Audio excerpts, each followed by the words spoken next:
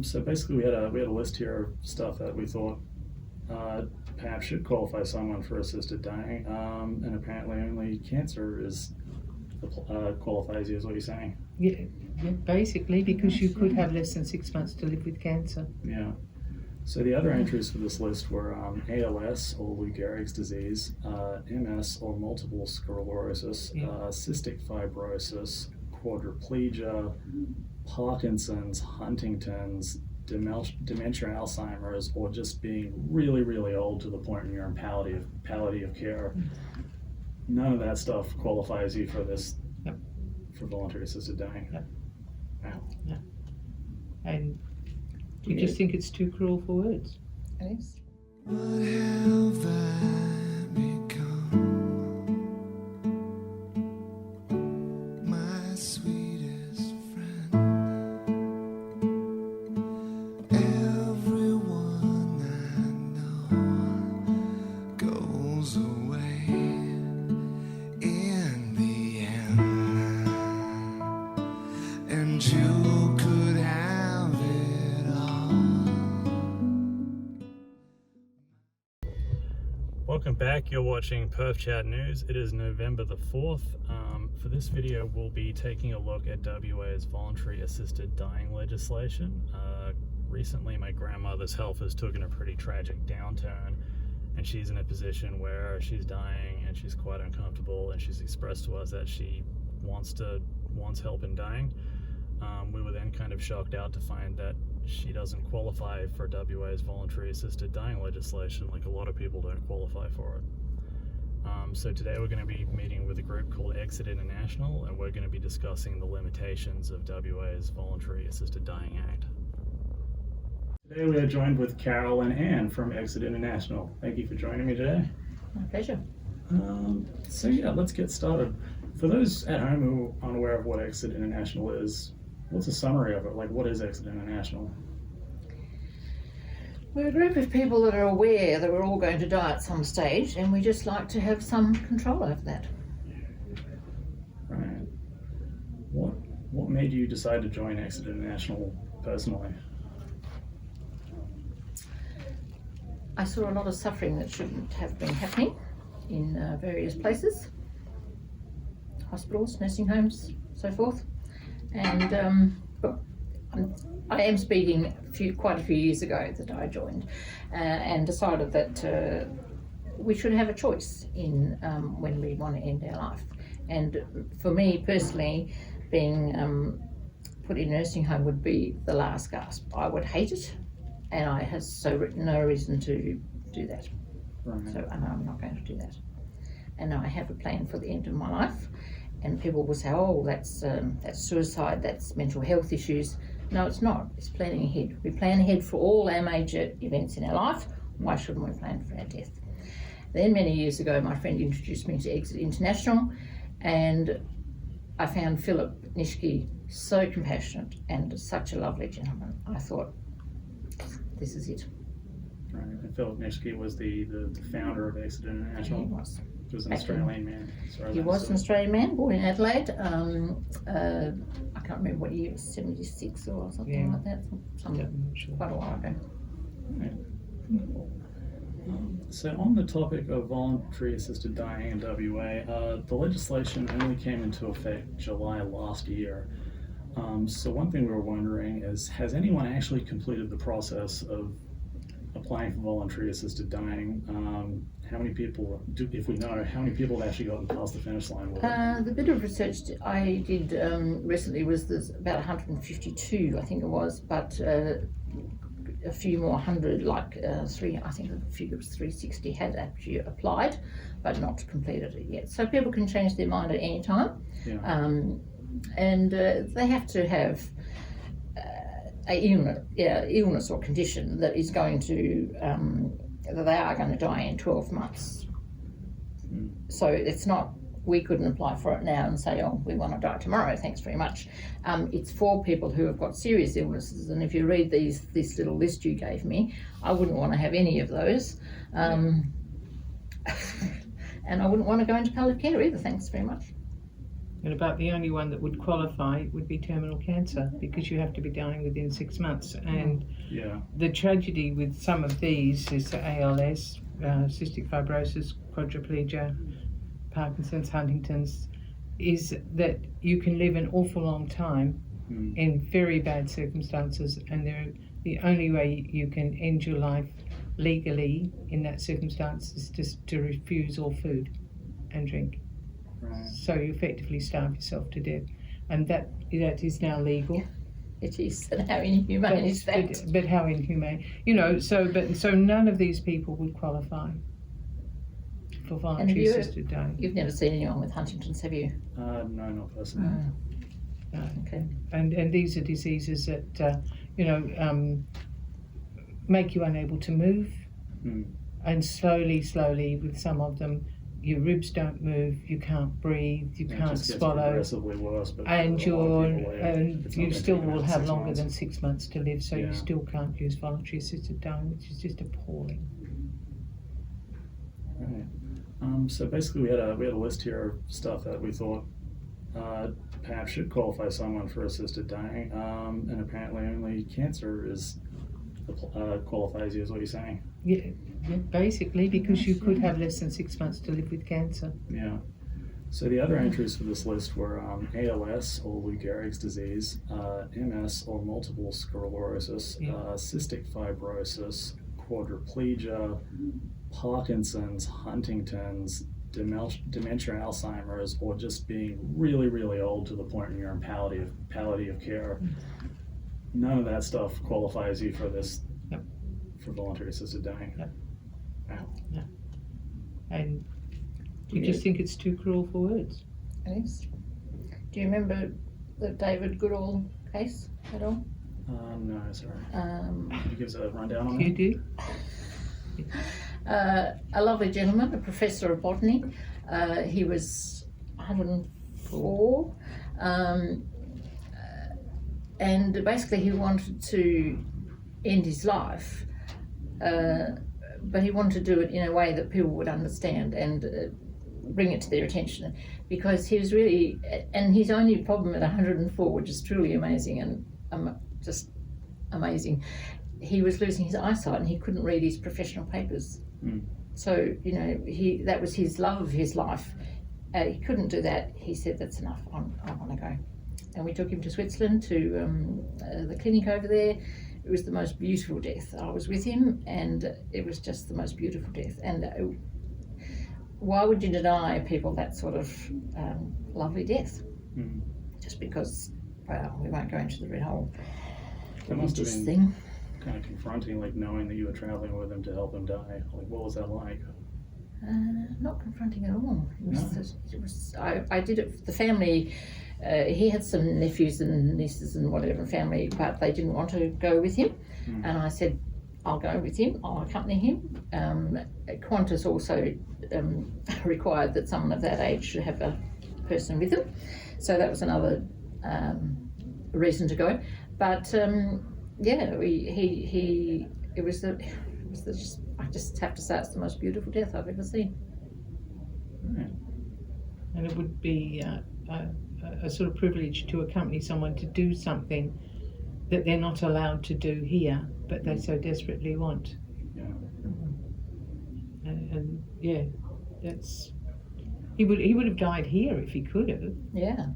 He just wasn't allowed to.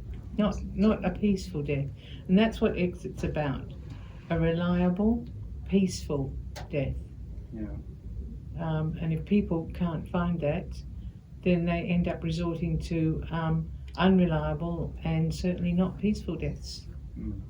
And as a nurse, I've seen the results of a few attempted suicides, if you want, ending up much worse off than they were beforehand. And if they could have just spoken to someone, I agree that people might be depressed, and I'd be happy if someone was depressed, or I thought they were depressed too, that they would have some treatment for at least 6 months, try some treatment, try some medications, and then reconsider. This is not something we rush into in a hurry. This is, but we do want a peaceful, reliable death at the time of our choosing. And I certainly don't want to live to 104. No. Do you, Anne? No. Me neither, to be honest. must admit. Sometimes we see with elderly people, when they make their wish to die known, they're told that they have depression. Is this accurate? It's probably not. No. What comprises depression? Yeah. I would say that if you're elderly, you can't get out, you've done everything that you wanted to do, you're more or less housebound, and you say, look, I've had a good life, I've had enough, time to go. Why shouldn't they be allowed to go? Why is this now classed as depression? It's not depression, it's a rational decision to say, I don't want to sit in this chair, for the next how many years. Having someone come in, wash me, change me, do everything for me. I don't like this. You lose your dignity. But there's nothing wrong with your brain, but you've just had enough. Thank you very much. Yeah. The physical body is failing before, and often much before the brain fails. So it's just seems unkind to me to expect people to. And as I said, it's always a choice. They can change their mind at any time. Yeah. Oh yeah. Right. So there's probably a lot of circumstances where you would support a person's right to die. Can you think of anyone who you would not support? Like, who shouldn't be allowed to apply for assisted dying? Of everyone you could possibly think of. Well, I would, because I tried answering. I just said I wouldn't support anyone if they had not explored all other options, because you really don't know what's out there, and a lot of help is out there for someone who's not well, not capable of this or that. And you might find that by getting some help, it relieves the pressure. You now think, oh, life's looking up. I could hang in a bit longer. So if you want people to explore all the options, and then if they've done that and they're still of a mind that I don't want to do this anymore, then why not? Because it won't be a quick thing. Won't be, oh look, you've just said you want. How about ringing up this one, ring up that? Oh, you didn't get through. Oh, you didn't get any help. Oh, well, go ahead. No. There's a lot of help out there, but it takes time to get it. And it just may work for you. So ask someone to explore all the options first, then see how they feel. Yeah. I noticed the VAD bill has 5 steps that you have to take. Yeah. First request, written request, so on and so on. Yeah. And that's great. That's fine. As I said, we don't want people rushing into this. This should be peaceful and considered, but definitely peaceful and at a time of their choosing. It shouldn't. They shouldn't have to wait around until they're, 104 and then have to fly to Switzerland. That trip was massive, exhausting for him and for me, but still a beautiful death and well worth it. But that shouldn't have to be, and not everyone's going to be able to afford to do that as well. I've got a lady at the moment who's considering going to Switzerland from Victoria. Why she's ringing me? Yeah. Did I tell you about that? No. She had an operation on her turbinates to help her breathe better. And the operation went wrong, apparently, and now she can't lay down to sleep because she can't breathe when she lays down. And she's thinking of going to Switzerland. Now, I ask you, and she's been to lots of doctors and they all say they can't do anything anymore, and that's fine, they probably can't. But why does she have to go to Switzerland? Why can't we have some kindness and humanity? Some compassion. And compassion, yeah. And let her choose. And she's not a, she's not a young... she's not a teenager, she's an adult woman that could reasonably make a decision. And she's been treated for depression and so forth, but that hasn't helped. Wow. And if that was your lot for the rest of your life. It wasn't. Yeah. And I can't remember the name of the man with paraplegia that sued the government to be allowed to die. Christian Rossiter. Many years ago now. Yeah. Oh. He was paraplegic, he was getting the best care in the world, his family loved him to death, so he was having all the best treatment. But in the end, he just said, can't do this anymore. He was a quadriplegic. Quadriplegic, so he couldn't. And to be allowed to die by refusing food, he had to go to court, because otherwise the care company were frightened that they would be sued for letting him die by not giving him due care. And the court ended up saying, in that circumstance, he was allowed to refuse food and he was allowed to die, which he did. But it takes you, what, 5 to 7 days? Took him 7 days of starvation, basically, to die. That couldn't have been easy. Yeah, but he wasn't going to die because his body was strong. And there was no way they were going to give him anything. And even now, he would not qualify. And this is what is so shocking about some of this. But at least we've got people looking and thinking. Yep. And that's what you need. I certainly wasn't aware of the limited scope of the law when I first heard of it. Oh yeah, very most of the things we've limited. mentioned would have been covered. Yeah. We had a member who used the voluntary assisted dying, and she very kindly reported back to Exit that the system worked very well for her husband. And once they were, shall we say, in the system, everything moved very smoothly and very well, and her husband got the death that he wanted. Initially he wasn't interested, and this is how it sometimes falls. He had terminal cancer, and had had it for quite a while, and I think he just woke up one day and said, I can't do this anymore, I want to die now. And she said, not going to happen. But that's when they got onto the voluntary system, because by chance, with his good luck, this had now come out, people were now using it. She was able to ring up doctors, got the whole process rolling, and he was able to die within about 10 days. Since starting the process? From start to finish, it was because they kept it moving along for him, because he was in such a bad way. But if people haven't thought about this, this is what happens. I can't do this anymore, I want to go now. And you can't go now. The system doesn't allow it. You've got the hold-ups on must be terminal, must be 6 months.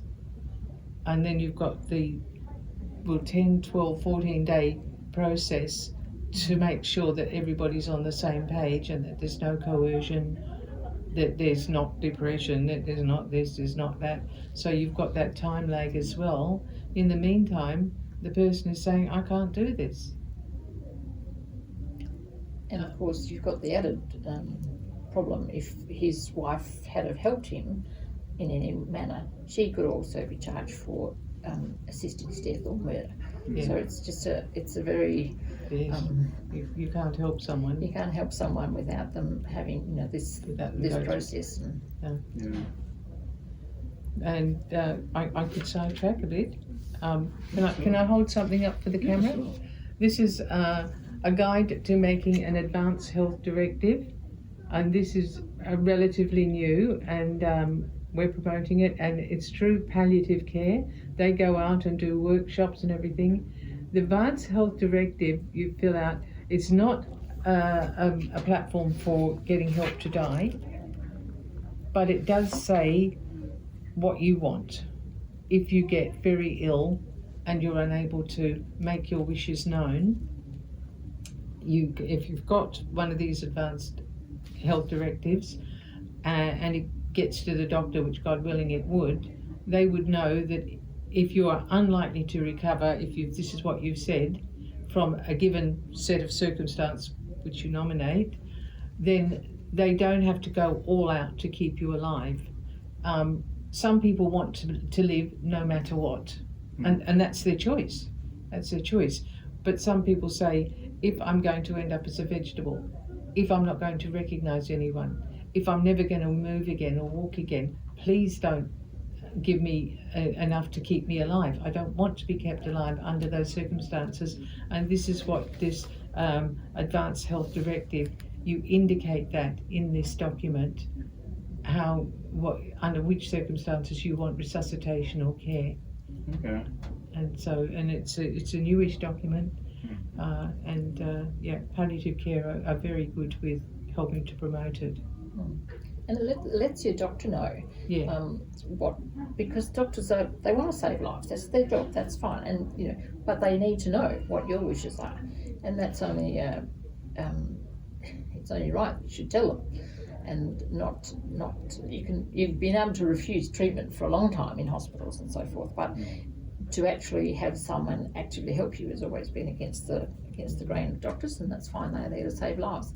But some of these diseases that people get, it would be just unbelievable to have to live in that sort of circumstance and uncommon. Yeah, so I suppose given a certain illness or set of circumstances, I don't know, you may have terminal cancer, so you could have chemotherapy or other types of treatment. But this gives you, if you'd fill out this document and say, in those circumstances, I don't want this, and the doctor knows, he then doesn't have to give it to you. It relieves him of saying, no, we have this medicine, we have this treatment, we have this, I'm obliged to give it to you. No, he's not, because you have stated quite plainly, you're not killing me, but I do not want this treatment, and if it hastens my death, that's my responsibility, because I understand what I'm doing. I'm just not having treatment that may prolong my life. And that's what this document will help people understand, how much treatment you want and how much treatment you don't want. So if you're starting the process of going through that, that's definitely something you want to fill out. Yeah, you'd fill this one out like now. You could fill it out now, because you could say, if I'm ending up in a bad car crash, all right, and I'm going to be a paraplegic from the neck down. Quadriplegic. Four limbs. Yeah. Sorry. Please do not resuscitate me. Yeah. It's for anyone now, but it's quite involved. So, but you can only accept the voluntary assisted dying when you're actually dying and you want to end your life now. And that's when that kicks in. So at least we've got it, and it's a start. Yeah. One interesting thing Exit International has been creating, I've actually got a little photo of it here, is the Psycho-Assisted Suicide Pod. Can you tell us a bit about that? That's exactly what it looks like. It's like sitting in a little small mini if you like, quite comfortable, just like sitting in a car. Yeah. You can see out. There's some buttons on the front. It says, basically the short story is, do you want to die now? And you press yes or no, and nitrogen fills the cabin, that little bit, and you die happily, peacefully. And you can take this Psycho anywhere. You can take it to your home, to your farm, out in the field, wherever you want it. It's quite fortunate. Is this like a product that actually exists already that you can? Yeah. Wow. We don't. Go to Exit International, Google it. Yes. I want Philip to bring it, but I don't think customs would probably be able to in Australia. We're not. So my guess is if you're an Exit International member, they'll ship you that in pieces or something in the mail. Well, I'm figuring out a way, and we've talked a little bit about it, Philip and I, but we'll see. I don't think it'll be this year. Yeah. You brought some books here. I don't know. Would you like to cover those? Are there about? Entirely up to you. That's the Peaceful Pill Handbook that Philip wrote many years ago. Yeah. And that is basically gives you the options that you might want to use. It's not because of the publishing laws and so forth, you can't put in writing exactly how to die. So it's you need to read it with a bit of knowledge as well. But this one he wrote a few years later. It was basically his story about whatever he did was wrong. The medical profession doesn't want patients to have any control over much control over their this was back then, of course, over their medical treatment, really, because the doctors know best, and that's not an insult. They do know best, but it's not always what what the patient wants, and the patient didn't really get a whole heap of choice many years ago. So that was just his story of how he came to do this, to be involved in and founded Exit International. Cool. Both a good read. Yeah. Finally, what would you have to say to the critics of Exit International who might compare it to some kind of like death club? Oh, I had to look up what Death Club was. No, I did this one as well. You did this one. I did this one as well. There's no such thing. It's not a death club. No. It's- Okay, I'll read this. Sure. Exit is not some sort of death club. When the reporter came from the West a few years ago, I can't remember her name. She was a female. I can't remember. Yeah. She thought we'd all be miserable. She did. That's right. That's right. She got permission. Carol said, "Do we mind?" I said, No. She sat at the back of the room. She said she wouldn't ask any questions. She'd keep very quiet, which she did. But she thought we'd all be miserable. She said afterwards, a lot of us went up and spoke to her. She said, I thought you'd all be sad. No, we're not. We're just people with questions we want answered. So, yeah, she was amazed, wasn't she? Yeah. We were laughing and carrying on. Yeah, she was. We believe in trying to look after ourselves. Once we have the information we want, we can relax and enjoy our lives, knowing the ending is covered. Most people don't get to use the method they have chosen, as there's no need to end their lives too soon. Once you know how you're going to die and you have whatever it is you want, you can get on with the rest of your life. Because if you get really sick, you're not going to end up in that nursing home because you've got your means to end your own life. You've planned ahead. So you've planned ahead. And that's what it's about. It's pure and simple. And we plan ahead for all other major events in our life, don't we? Yeah. So why would you not? Yeah. You need something like the Peaceful Pill Handbook, because it will tell you things that will kill you, if you like, if they're used correctly. And it tells you things not to do, because they may kill you and you will have a most dreadful death, or they may not even kill you. And you'll still end up worse off. So the idea is that if you're of a mind to explore options of ending your life at a time of your own choosing and get the equipment to do so, just put it in the cupboard, forget about it. If time comes, you have a method. And this is why a lot of people, they might get sick. If they got really sick, they might think, I'm going to have to end my life now. How am I going to do this? Throw myself in front of a bus, which is a dreadful thing to do to the poor bus driver, apart from the ambulance people. Or I can hang on a bit longer. I have my own means. I can hang on a bit longer. And then quite often people die a natural death because there's no urgency. They don't have to do something now because they have the means to do something a bit. And the peace of mind is a major thing when you're and it's getting older. The peace of mind. See, it's having something you could use if you choose to, whenever you want, but if you never choose to, you never use it. Okay. Does that make sense? Yeah, definitely. I guess, is there anything else you'd like to mention or talk about today before we wrap it up? Don't think so. I don't think so. There's 320 pages in that voluntary thing. Yeah. Sometimes you have family involved and they want to change your mind for you. That's always a bit of an issue. Yeah, that can be a problem, because I can remember one lady was talking to me at one meeting and I said to her, what do your family, because the idea is that you would at the very least tell your family that you come to the meetings and why. We don't want it to be a secret. And she just said, oh no, I can't tell any of my family what I'm doing. They would strongly disapprove.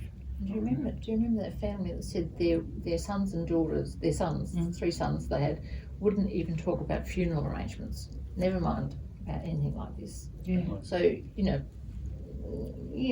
young people maybe, they just don't have a realistic view of we're all going to what's die. going to happen? I've never processed anything like that before. So. Yeah. So And we're not exposed to it a lot, are we? We're not exposed to death a lot. I've been a nurse all of my life, so yes, I have been. And I'll tell you what I would choose. I wouldn't be choosing to hang around and, being able to get up, as Anne said, and do what you want to do. And there's just no point. Yeah. But as said, David was 104 and still quite capable, except for his eyesight. But he made that choice, and thank goodness he could have that choice. But going that massive trip was just ridiculous. Well, You look sad. Are you all right? just a heavy topic, really. Yeah, thank you for joining us It today. is. Well, it is a heavy topic, I suppose. But it's I don't find it too heavy. Maybe no, we're a bit used to it. I think. I suppose we're used to it. And because we've had our parents die. We've had my so mum was a member of Exit. That's you never told me that. so that's how we got to know about it. Okay. And one of my 80-year-old friends, I used to make paper with her, and she told me about it. She was about 20 years older than me, but she said, "Oh, did you know about this?" And I said, "No, I didn't know about it because it's not advertised. We don't go out there and tell everyone." Yeah. But and unless you're sort of thinking in that manner, you might not know about this or. I read that you did try to have a TV advertisement for Exit International in 2010, but that was basically banned before it ever got Pretty to the much, air. and word of mouth works really well. Just talk to people. Just tell them. Yeah. And they don't have to join. They don't have to do anything. They have to join to come to the meetings. Have to join to come to the meeting. That's true. And, Now, one other thing I want to get. I get this newsletter from this person, and she is. Just look at that. Victorian killing fields, because Victoria is one of the places that have passed the VAD. Right to life, Australia. She just. So we have the right to life, yes, but why can't we have the right to a peaceful death as well? I mean, we don't. If you don't want to die in this way, you don't join Exit. It's fine. It's. Are they kind of the same thing, right? To life and death, like isn't it Yeah. two sides of the same coin? Yeah. How do you have one without the other? But I think to say Victoria is a killing field was a bit much. I had to laugh. I mean, I think they thought. I don't know how many people they thought would use it, and I think more people have used it than they Than I thought. possibly thought. And we've got pretty strict qualifications. They qualified. They were of a mind. They went ahead.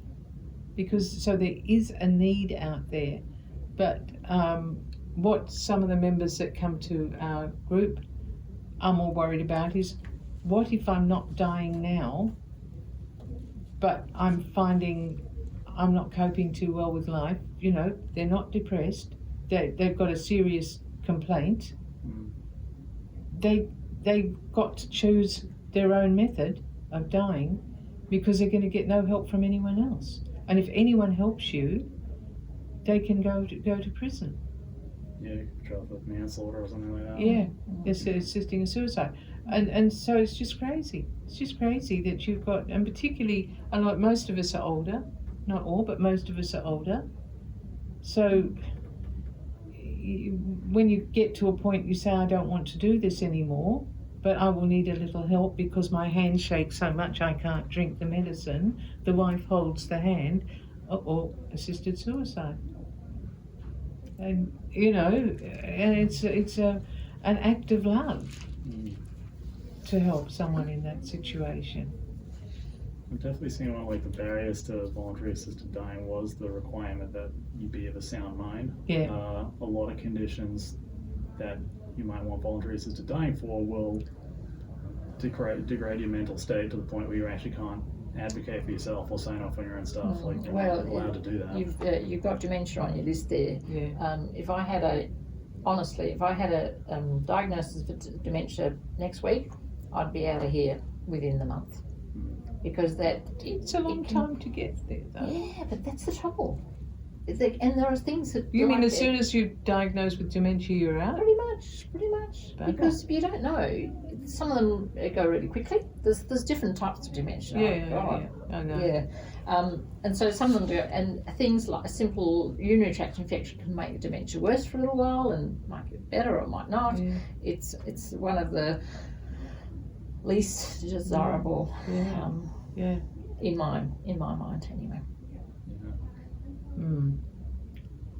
Yeah, at the moment, Alzheimer's dementia sufferers aren't covered at all No, by the assisted dying act. No, it's just amazing. and there should be. And that Because should be- this is another one of the things that the members talk about. You know I don't want to live beyond a given point. If I've got dementia, I still wouldn't want to live, but I can't tell you that now. But today I tell you, if I get dementia and I don't recognise my family, I don't want to live. What is the point? Totally pointless. And so they say that when they're of a sound mind. When they get to that point, no one's going to say this is what Mum wanted. And even if you've written it down, 2, 3, 4 more years before, it's not considered. No. It's not taken into account. So no one, you're just there by yourself. I just don't even want to think about it. Yeah. So yes. Now, have you got any more questions? Oh, no, that was it. That might be a good place to leave it off. So thank you for joining us today. It was great talking to you about this topic, and